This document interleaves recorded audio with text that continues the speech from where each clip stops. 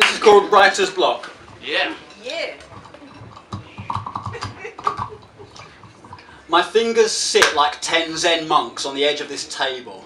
The spirit is willing, but those fingers are unable to rise to raise this blue biro, to write a single thing. All the pens are poison, all the papers snow white sleeping. Yet this paper in front of me attains the clear light of the void. I should be blissed out enlightened, but actually I'm annoyed. I don't want whiteness, I want words instead. The one hand to tapping taps, not even claptrap from my head. Yeah. No, Trappist discourse is the disorder of the day. Nothing to say, nothing to say. I've got nothing to say, so I'll get up, sit down, get up again and make me a quick 10 cups of tea. Instead of troubling to double my efforts, I wonder about a certain tree. If that tree falls in a forest, does it make a sound as it groans and splinters, creaking, crashing to the ground? Or is it drowned out by the brag of the chainsaw that brings it down, by the mushes that mush it up, the lorries that take it to my town, to sit on shelves in shops, 500 sheets of A4, to be bought by me and carried tenderly through my door because I want the world to know my name, but how can you impress people with volume after volume of emptiness? I rue those wasted nights sat drinking in the garbage inn. How hard can it be to pick up just one original sin? How hard can it be to melt Snow White with a light bulb like this? How hard... Oh, 10 cups of tea. I really need a piss. I rushed to the toilet, but I'm afraid I have to say the toilet seat put me down. There was something in the way it bowled me over with its porcelain purity. Kind of felt like it was laughing at me. It was bogging me out. It was yanking my chain. I'm out of there quick and back to work again.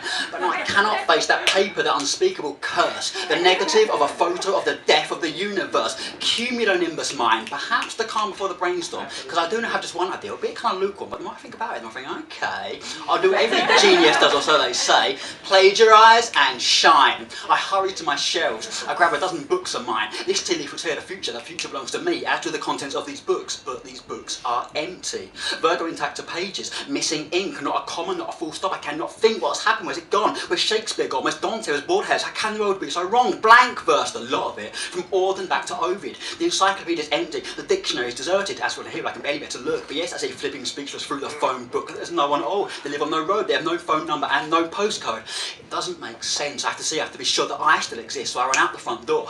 When my street's the same as ever, it's reassuring to see. I figure I'll stretch my legs, a classic displacement activity. It's a bright sunny day, but not on the side of the clouds. To my left are terraced houses, and in front of me the pavement dog fowl. To my right row of cars, claustrophobic along.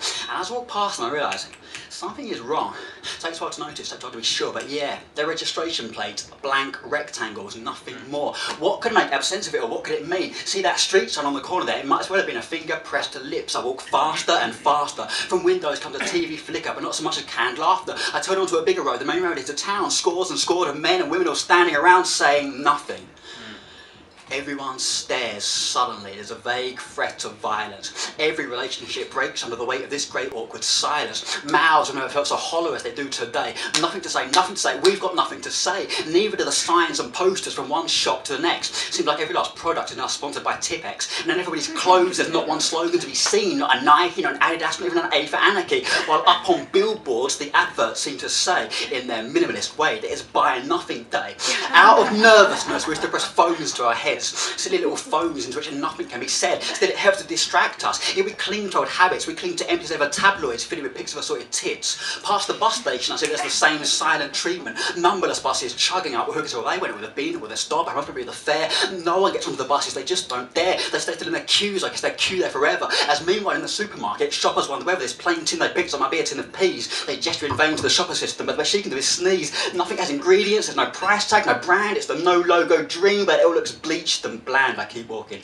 I reach the edge of town. There's one hope left to lift me up from this down. I arrive at the bookstore. You know the one I mean, the corporate-owned chain bookstore, trying to be part of the coffee shop indie scene. I walk in through those glass doors. Quite frankly, I don't fancy my luck.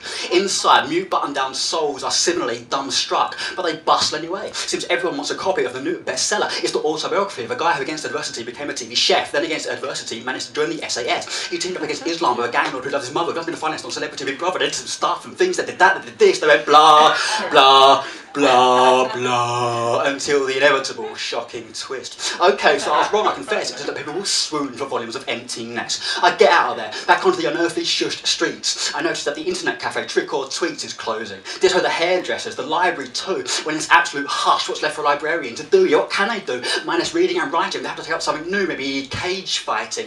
Empty heading home back as if things are getting worse. Maybe this really is the heat death of the universe. There are some subjects verbing objects. There's an indescribable hat. worn by an indescribable man who's stroking a cat on a mat. And the mat's no particular colour, even colour's gone extinct. It's getting harder and harder and harder to think. Home at last, my bedroom, something dangling from the wall. Okay, I will get some writing done today after all, because pinned to that wall with this paper, one of 12 sheets on which are squares in rows and columns, nice and neat. Yeah, rows and columns of boxes, 30 of them or so, in one of which I scrawl the only letter I still know. Yet with my pen I X my day away. Fuck, maybe tomorrow I'll think of something to say. Yes.